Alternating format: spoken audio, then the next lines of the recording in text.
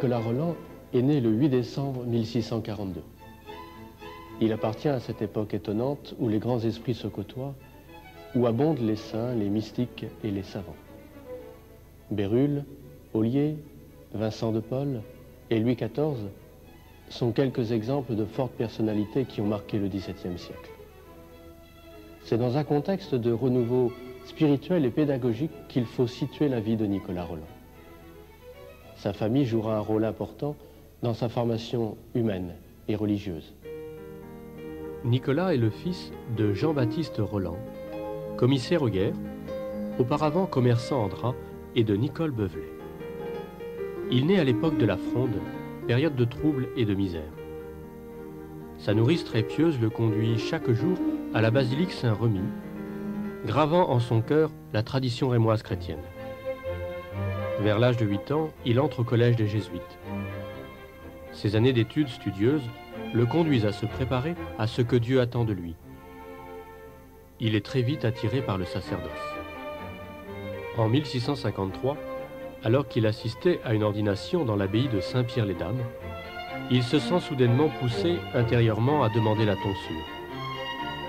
Ainsi éclate la spontanéité de son âme. Dès l'adolescence, Nicolas Rolland possède de brillantes qualités. C'est une nature fière et généreuse. Humaniste complet à 16 ans, le voici au seuil de la vie. Ses études terminées, il voyage à travers la France, parcourt les provinces, il mène une vie mondaine. Mais à la suite d'une mésaventure, il renonce à tout voyage, se dirige vers Paris pour y suivre une retraite. Une seule chose te manque. Va, vends tout ce que tu as, donne-le aux pauvres, et tu auras un trésor au ciel. Puis viens et suis-moi. Il entreprend des études de philosophie et de théologie. Il fréquente alors, autour du Père Bagot, une communauté de jeunes passionnés par Jésus-Christ. Dans un souci de pauvreté, il loge chez un menuisier, porte de vieux habits et pratique dès ce temps-là le dénuement qu'il chérira toute sa vie. À l'Assomption de 1665, Nicolas Rolland, jeune diacre de 22 ans, est nommé chanoine théologal en raison de ses talents d'orateur. Cette fonction lui demande de prêcher les dimanches et jours de fête et d'assurer une conférence 3 fois par semaine. Il repart alors pour Paris afin de se replonger dans le climat de sa formation, en particulier dans les communautés de Saint-Nicolas du Chardonnay et de Saint-Sulpice. De là, il se rend à Rouen auprès du père Barré et de monsieur de la Haye, curé de Saint-Amand, qui marqueront d'une façon décisive sa vocation apostolique. Il y reste 6 mois pratiquant une pénitence extrême, principalement en vivant dans la pauvreté, son hôte le logeant dans un réduit d'escalier. De retour à Reims, il s'installe dans une maison rue du Barbâtre.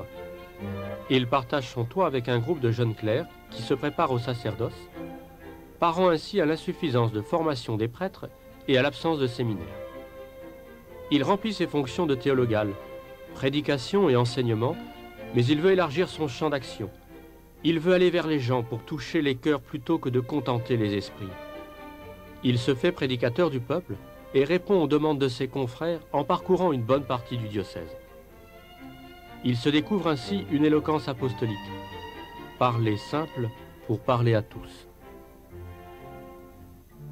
Encouragé par ses amis, il part en pèlerinage au Carmel de Beaune pour se vouer d'une façon toute particulière au mystère de l'incarnation du Fils de Dieu et spécialement en son enfance.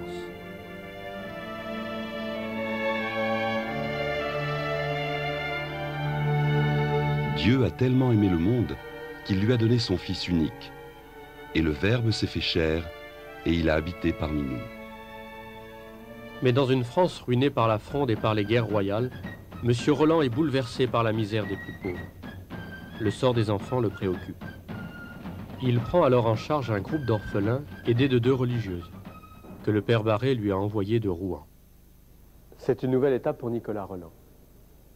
Continuant la formation des prêtres, il va vouer le reste de sa vie à soulager les enfants pauvres, à les éduquer, à leur annoncer Jésus-Christ. Mais pour lui, ouvrir des écoles ne suffit pas.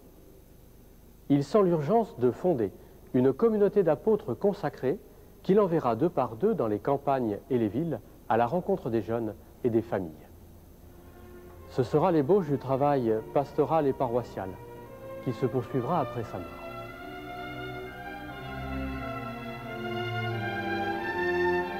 En décembre 1670, sa maison des orphelins devient la maison du Saint-Enfant Jésus.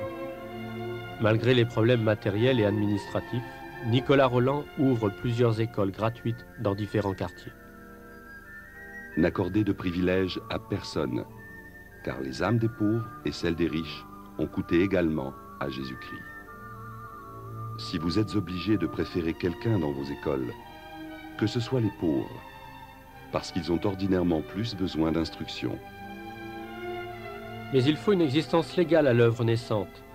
L'autorisation du conseil de la ville et l'appui auprès du roi de l'archevêque de Reims, Monseigneur Letellier, est nécessaire pour obtenir les lettres patentes. Nicolas Rolland passe alors tout l'hiver 1678 à Paris, se rendant chaque jour au palais de l'archevêque, sans succès.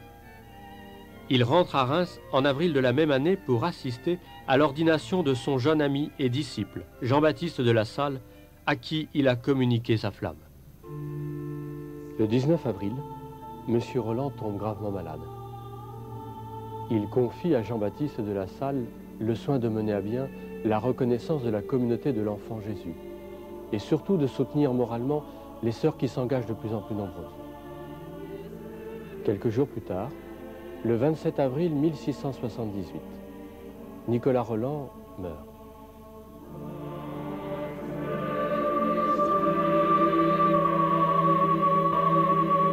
Il n'y a pas de plus grand amour que de donner sa vie pour ceux qu'on aime.